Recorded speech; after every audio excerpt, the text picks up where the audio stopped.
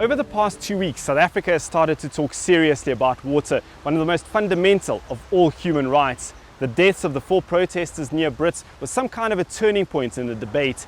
Now, with an election just around the corner, you can almost hear the volume going up, especially from all the politicians and the political parties. What Eyewitness News wanted to do was to cut through some of that rhetoric, to conduct its own investigation, to go out to all of the provinces and speak to people and see how they're living, what kind of water supply they have, and what kind of quality of water they're being forced to live with. So from across the country, all the way from Nkandla up to Polokwane, from the slums outside of Cape Town all the way to Pretoria, we went out into the communities and we spoke to people on the ground. In Mpumalanga, in areas like Imalahleni, you'll hear stories about people making fortunes from selling water to people. You'll also hear stories how water has to get cleaned through a chemical process to make it drinkable to people there. Look, it's I think multi-dimensional, but the basic thing is since in the 90s, I think a lot of wrong decisions were taken. The infrastructure was not maintained properly, and very specifically, the infrastructure was not expanded. It smells dirty and it tastes like it has a funny taste. Sometimes it comes with some black stuff in it. 4 years. Buying the water every day because it's dirty. It is good for washing, not for drinking. At the same time in Shoshonguwe, people are making their own taps, running their own illegal connections to make sure that somehow or another they have water to drink. If you need water in this place, you must not sleep, man, because people are busy with the water for the whole night. The whole night, people are talking. We can't even sleep. We can't even sleep. And when we do the washing, most of the time, we use the water from the dirty drum.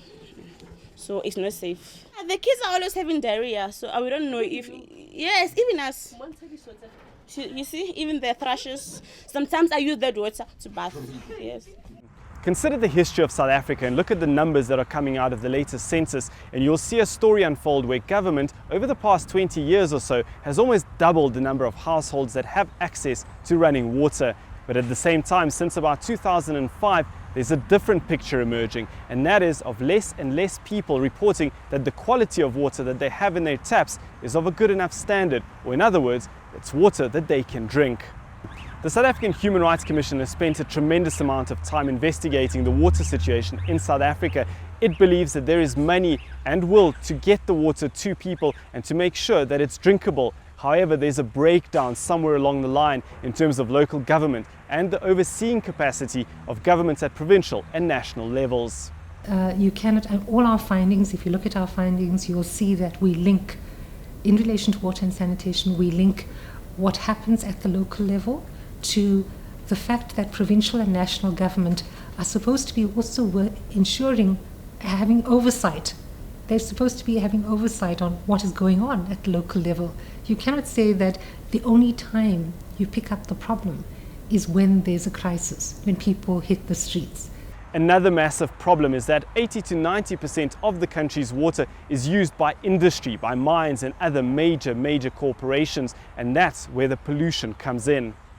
The question is, what is the responsibility, both on business and government, in terms of the regulation of wastage of water?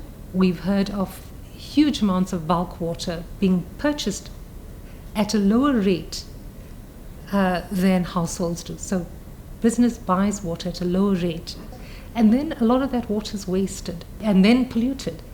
And so the issue of the regulation and the cleaning up of that water is essential. The overwhelming consensus is that South Africa is facing a water emergency and that it's the poor who suffer the most. So the question that remains is, what will government do about it? Will it use its money and resources to resolve this crisis?